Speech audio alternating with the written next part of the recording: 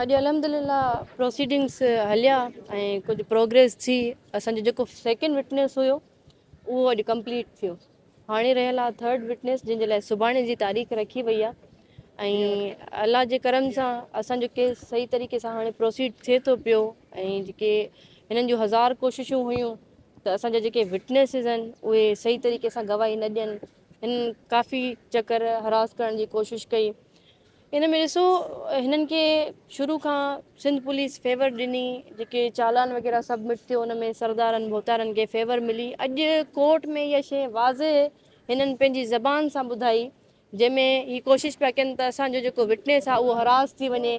Party जे officials जा नाला खणण, इवन अॻूणो जेको CM आहे मुराद अली शाह उन जा नाला खणण, बिलावल भुट्टो खे ज़ाहिर करणु, त हीअ पंहिंजी बेसिकली ज़ाहिर करणु चाहिनि पिया त हिननि जो इन्फ्लुएंस केतिरो आहे। ऐं हीअ माना वाज़े लफ़्ज़नि में ॿुधाए चुका DIGs जेके रहिया, त उन मां ज़ाहिर थी चुको त हिननि खे एतिरी फेवर छो मिली। जेका पुलिस इन्वेस्टिगेशन कई, पुलिस शुरू खां वठी क़तल कराइण खां वठी जाइ वारदात खां वठी जॻह जॻह ते मौजूदु रही। सो हाणे इहो आहे त असांजा जेके विटनेसिस आहिनि अल्हम्दुलिल्लाह पंहिंजी जॻह ते बीठल आहिनि।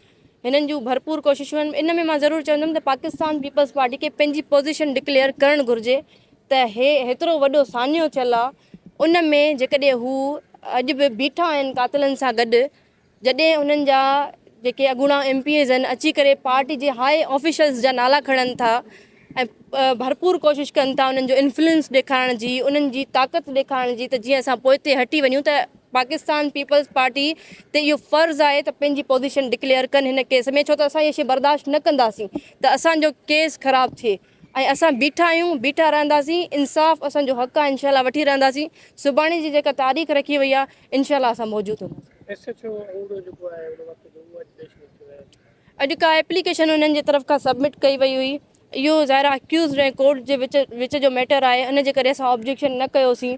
त अगरि ऑनरेबल कोर्ट उन्हनि खे कंहिं बि रीज़न जे करे लीनियंसी इन ॻाल्हि में ॾिनी त हू अॼु पेश न थियो, त ऑनरेबल कोर्ट ते असां यकीन रखूं था त कोर्ट्स कॾहिं बि नाइंसाफ़ी न कनि। माइज़ लाइ मां हमेशह इहो चयो आहे त जेसि ताईं असां ज़िंदा आहियूं असां बीठा रहंदासीं, छो त हीअ फ़क़ति मुंहिंजे घर जो वाक़ियो न आहे।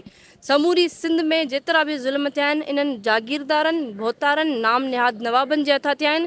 हीअ केस ॾिसो, मुंहिंजे बाबा जी बेसिकली कुर्बानी छाजे लाइ हुई, हू सरदाराना निज़ाम जे ख़िलाफ़ु बीठा हुया। त अॼु मां उहो अलम बग़ावत बुलंद करे बीठी आहियां, त मां सम्झां थी त हीअ फ़क़ति मुंहिंजे हद ताईं मैटर न आहे, हीअ समूरी सिंध हिन केस खे ॾिसे थी पई ऐं सिंध जा माण्हू हिन केस जा वारिस आहिनि ऐं उन्हनि जूं नज़रूं आहिनि।